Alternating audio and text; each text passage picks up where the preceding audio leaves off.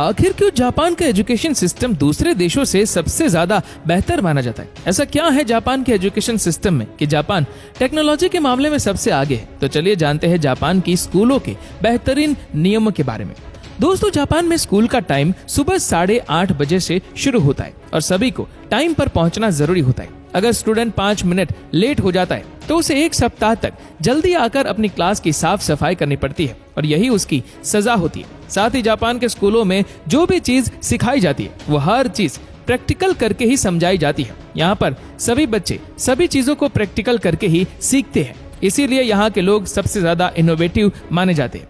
Japan के स्कूलों में छात्रों के लिए लंच के लिए एक ही मेन्यू सेट किया जाता है। वहाँ स्कूल लंच भी एक तय सिस्टम के हिसाब से ही बनाया जाता है। यहाँ पर न्यूट्रिशन को ध्यान में रखते हुए खाना बनाया जाता है। साथ ही सभी बच्चों को खाने से पहले प्रार्थना भी करवाई जाती है। ऐसा करने के पीछे जापान के लोगों का मानना है कि अन्न का बगाड़ कभी ना करें और इसके बाद सभी स्टूडेंट खाना शुरू करते हैं। साथ ही यहाँ के सभी टीचर्स और प्रिंसिपल्स भी यही खाना खाते हैं। इस तरह का नियम बच्चों में पारिवारिक वैल्यू स्थापित करने के लिए बनाया गया है। हैरान कर देने वाली बात तो ये है कि खाना खा लेने के बाद यहाँ के स्कूल को क्लीन करने के लिए कोई सफाई कर्मचारी नहीं होते, बल्कि स्कूल के सभी स्टूडेंट को मिलकर पूरे स्कूल की सफाई करनी होती है और स्कूल के सभी टीचर और प्रिंसिपल को भी ये सब करना पड़ता है। इसमें क्लास में झाड़ू लगाने से लेकर बाथरूम साफ करने तक सभी चीजों को साफ किया जाता है और इससे स्टूडेंट को साफ सफाई रखने की वैल्यू पता लगती है और यही काम को वही लोग अपना कर्म समझते हैं। साथ ही ऐसा इसलिए भी किया जाता है ताकि बच्चे बचपन से ही अपनी माँ के घर को साफ करवाने में मदद कर सके और साथ ही टीचर्स और प्रिंसिपल्स भी ये काम इसीलिए करते हैं ताकि बच्चों को ये दिखाया जा सके कि साफ सफाई करने में कोई छोटा या बड़ा नहीं होता। साफ सफाई करना छोटे से लेकर बड़ों तक सभी का फर्ज होता है। साथ में स्कूलों में बच्चों को ये भी सिखाया जाता है कि लोगों के साथ बातचीत कैसे करें, लोगों का मान सम्मान कैसे रखें और अपने भगवान को याद जरूर करें।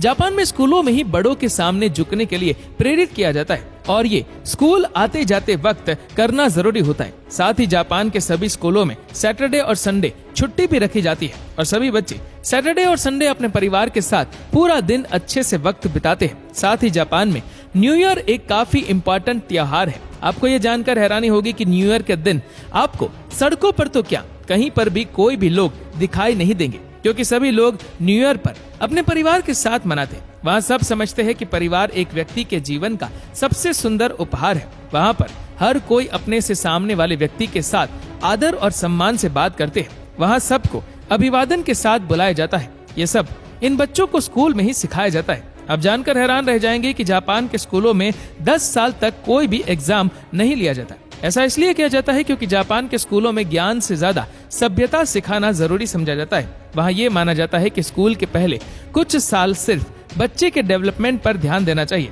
जिससे उसके अंदर अच्छे संस्कार डाले जा सके।